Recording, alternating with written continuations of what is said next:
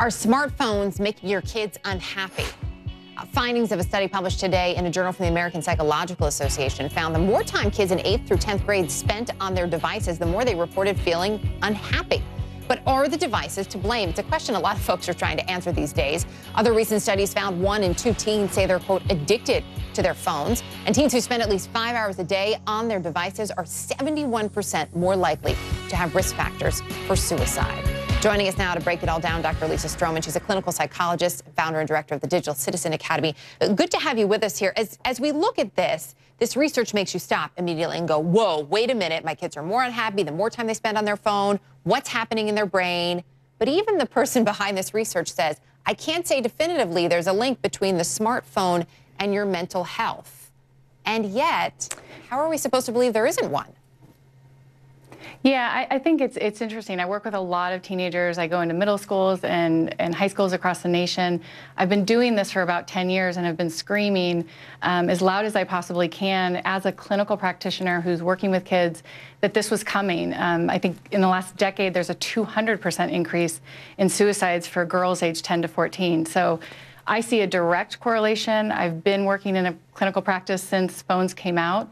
And it is a huge crisis that I think that the American people need to wake up, and globally we need to wake up to, actually. So what are you seeing that it is about the phone? Is it texting?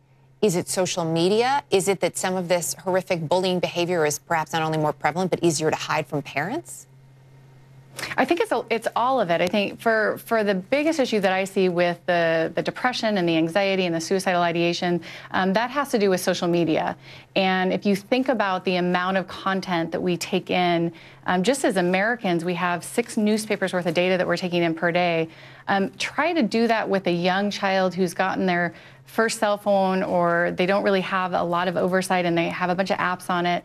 The amount of content and information that they're looking and previewing on that device is incredibly high. And it's all oftentimes from peers, not nice. So you've got a lot of trending going around where kids are saying KYS, which means kill yourself, and they make fun of you, and they just can't hide. They can't go home and disappear anymore because they're always connected to these devices, and it gets to them. So it may sound like a simplistic question, but I don't mean it that way. What is the answer here? I mean, can you just take away the phone? That doesn't seem to work either. No, I mean, it's education. I think that I just did my first TED Talk and really talked about the science behind it, how neurochemically and structurally too much technology is bad for the brain. I am definitely not against technology, but it's empowering the children to understand what they can do in order to help themselves. And I've proven time and time again, when you talk to the kids about it and you say, you don't have to do this, and you can restrict some of the time and you can cut people out that aren't nice to you, they make that choice and they start to feel better and get help when they need it. What are some signs for both kids, adolescents, teens, and also adults that you are spending too much time on your phone in terms of your mental health? I mean, are there signs there that maybe we need to cut the cord a little bit? Definitely. I mean, a lot of them with adults, you see like that phantom ring or buzz. You start to feel it even if your phone isn't on you anymore. But a lot of times with the kids, when you see the signs that it's getting to be too much, you start to see withdrawal, you start to see irritability, and again, in adults as well. Kids tend to be a little less able to restrain their outward emotion. They don't know how to mask quite as well.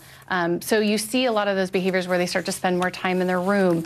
Their grades start to slip. They start to want to restrict their activities with other people in real life.